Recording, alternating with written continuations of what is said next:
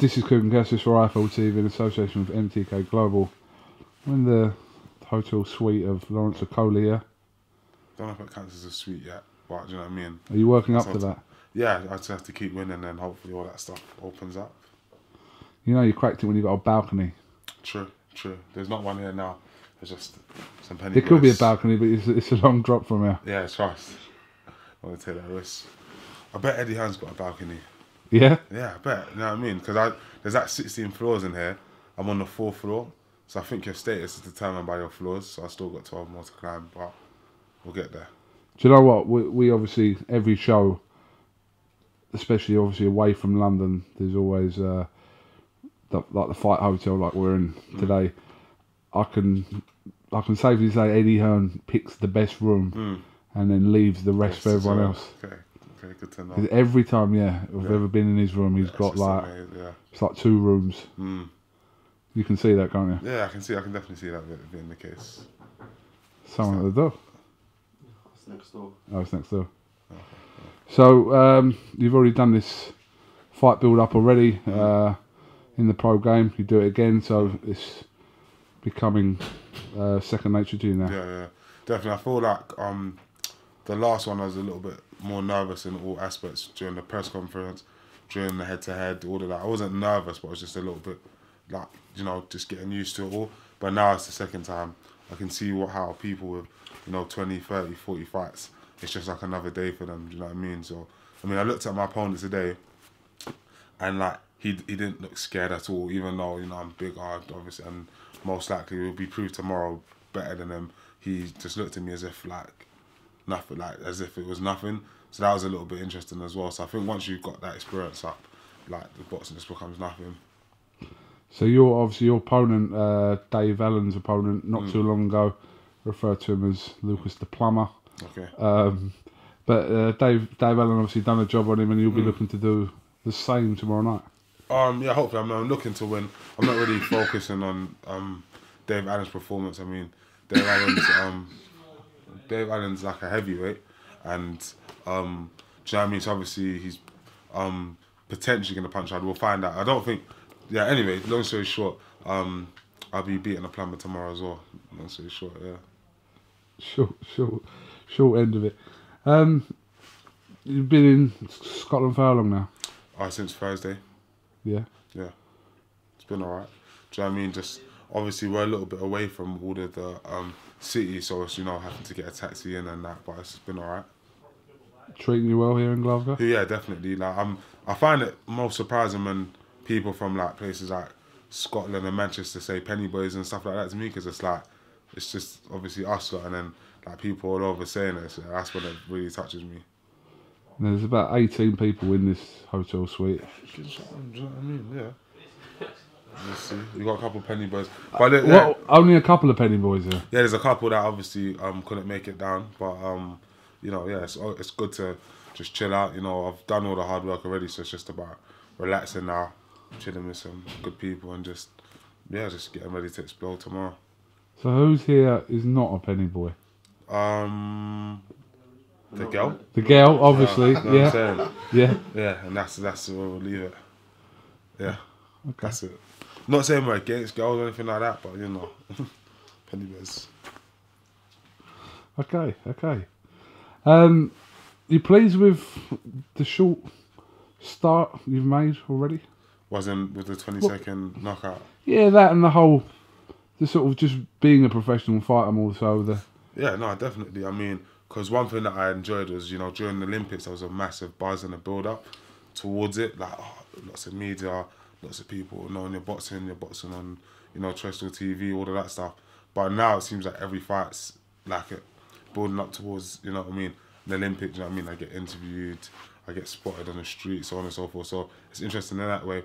In terms of actual fighting, I've only had 20 seconds of actual ring time, but it seems more suited to me because I know that there's a lot of pressure on the fights, but it's a lot slower pace. You get to, time your shots and stuff like power and stuff. Obviously, I don't focus on power, but that sort of stuff becomes a lot more relevant in a professional fight than an amateur fight, where someone can steal a fight on work rate or, just not just being that quicker or quicker foot than someone. So I think it's definitely better suited.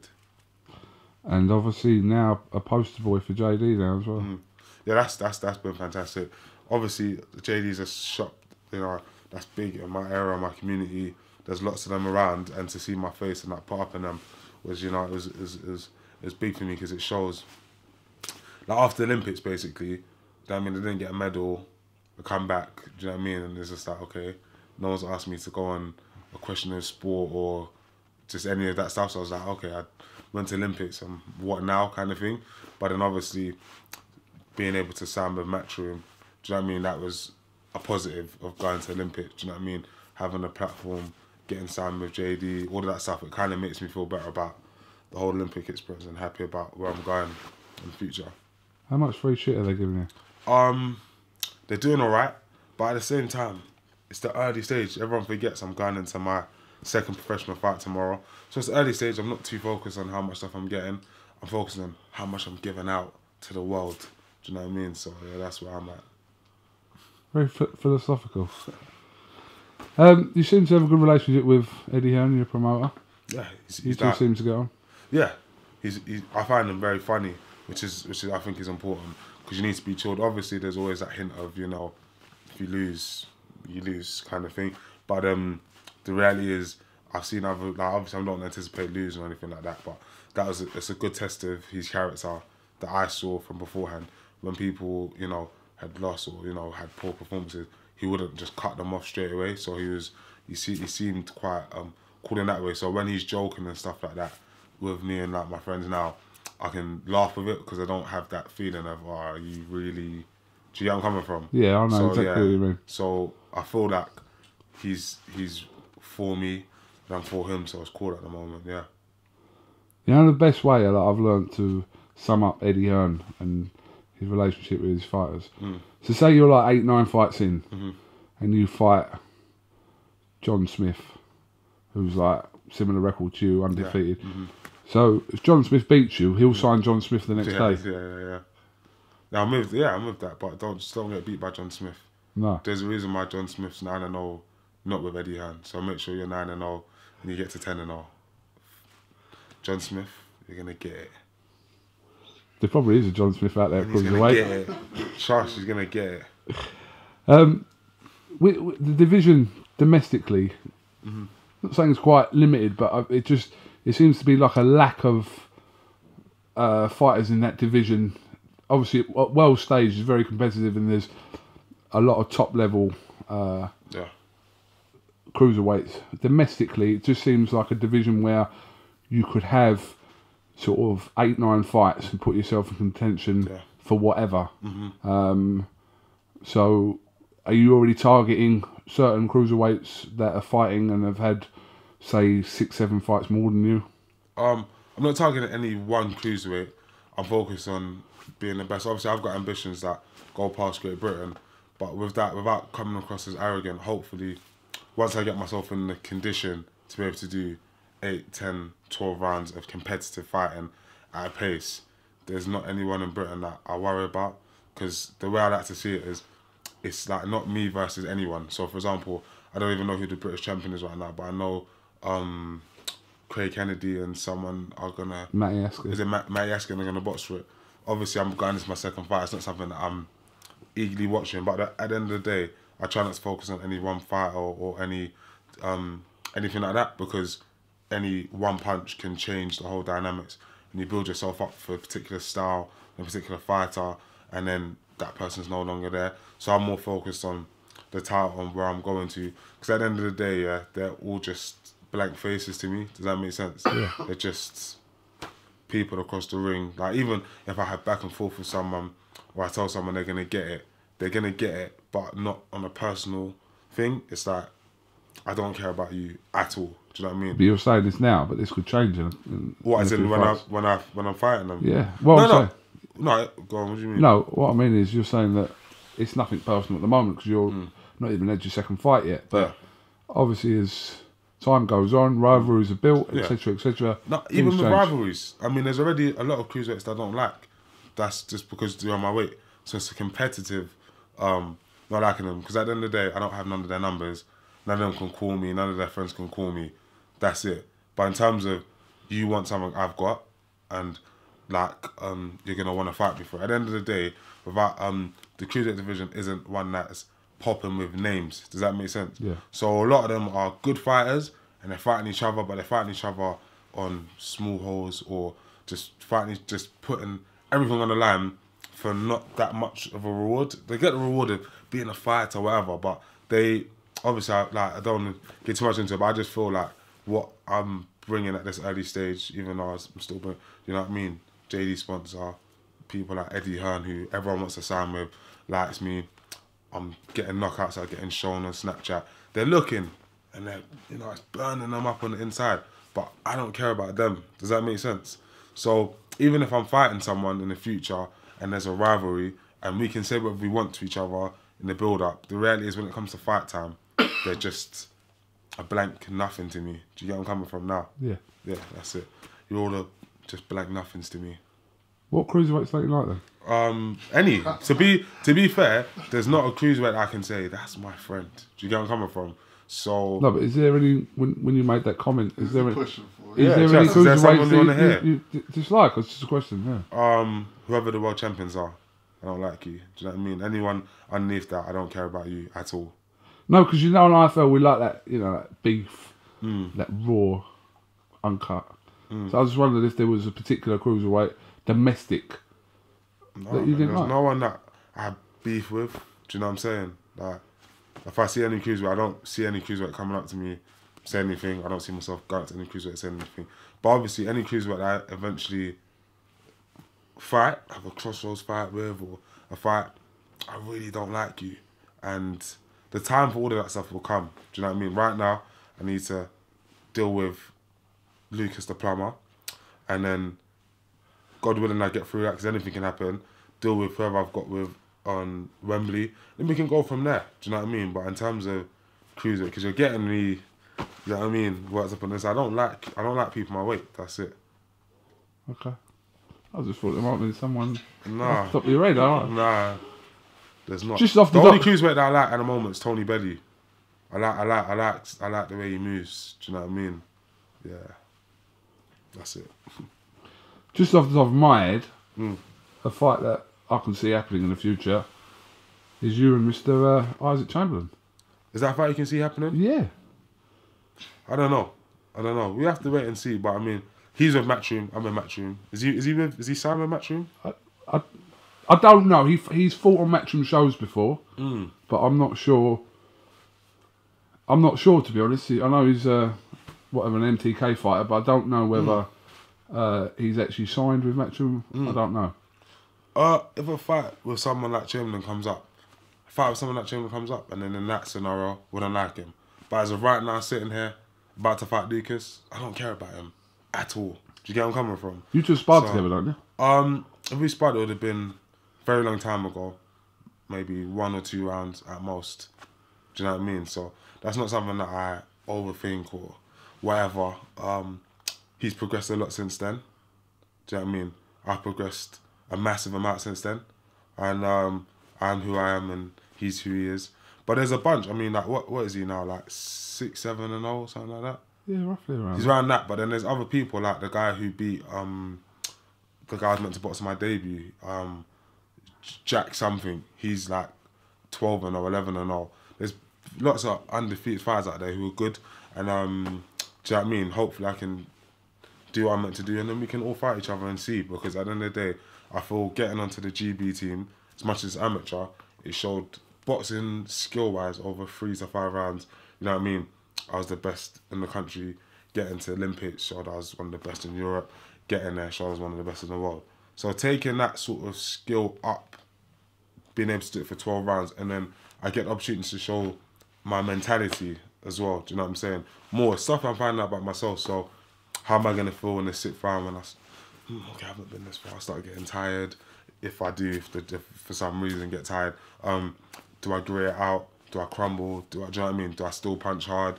Do I not? Do you get where I'm coming from? Where does my mentality go? So as I can answer all those questions, we'll find out about all of them. But all these guys, like, at the end of the day, they all more want what I have than what they want. Because, do you know what I mean? Someone like, what's the name that you just... what was the name you just said of a fighter? You just said a fighter that I could box. I can't remember which What, one. Chamberlain? Chamberlain. Someone like Chamberlain, do you know what I'm saying?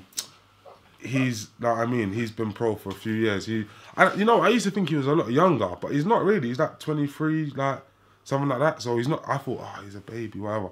23, and he's been pro for years, and for one reason or another, hasn't really, you know what I mean, climbed up any sort of ladder. So I'm really focused on people who are super ambitious, because like he boxed for Southern Air title. I'm looking to, go past that English, British. As long as I can do what I'm meant to do. So if someone like him or someone else can step up, and then when we get to them kind of rounds, he's ready to go, or someone like that, I wouldn't mind boxing just, do you know what I mean? Anyway, In your third fight? Yeah, because you have to find out about yourself. Does that make sense? So I'm more interested in finding about myself. How do I deal with all the, these people? That's it, man. Cruiserweights. It's quite late, and I'm fighting tomorrow, so I'm getting quite aggressive. Sorry, but it's just like they just don't mean anything to me. Do you know what I'm saying?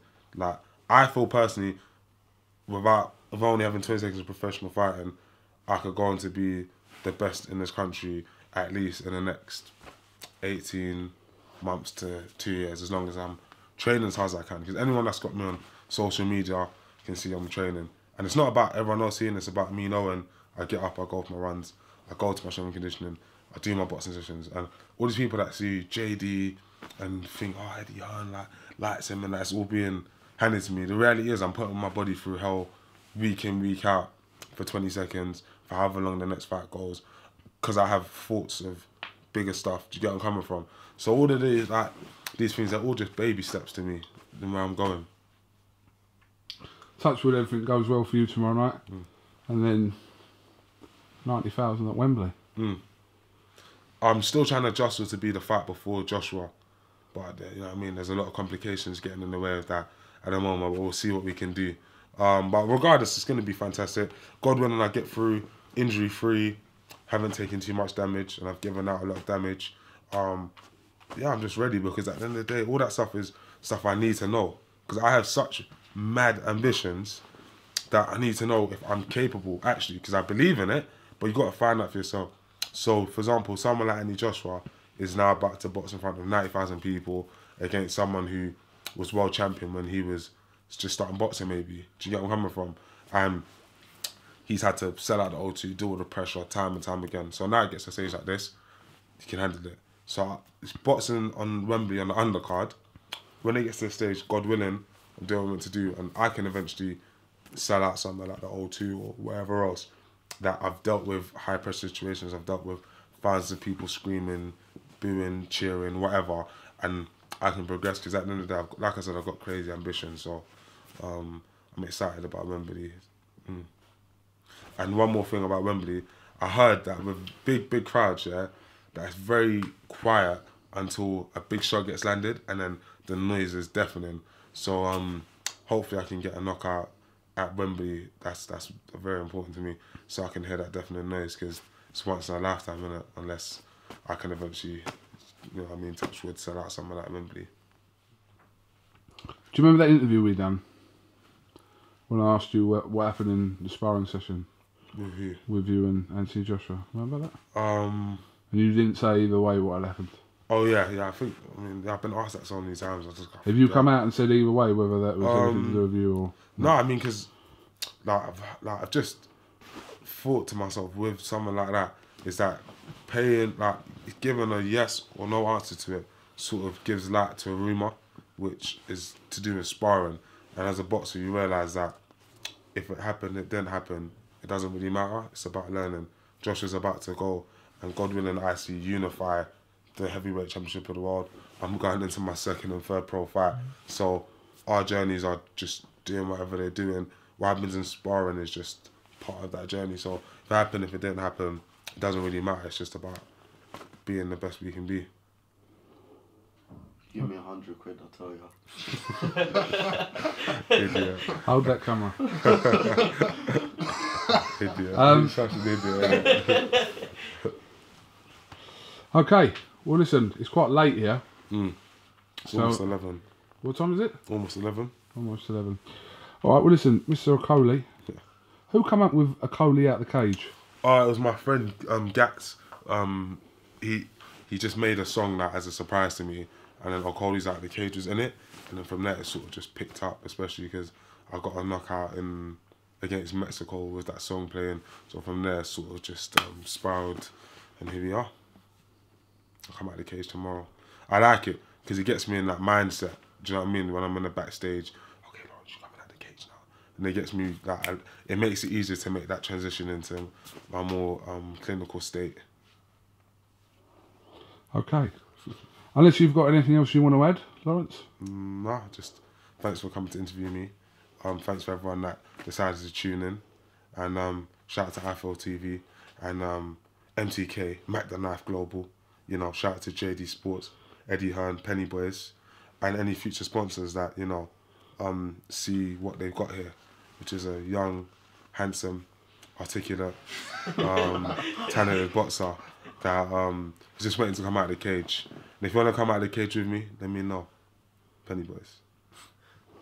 It's been KUGAN CASSIUS, Lawrence Okolie for IFL TV. Thank you very much. Thank you.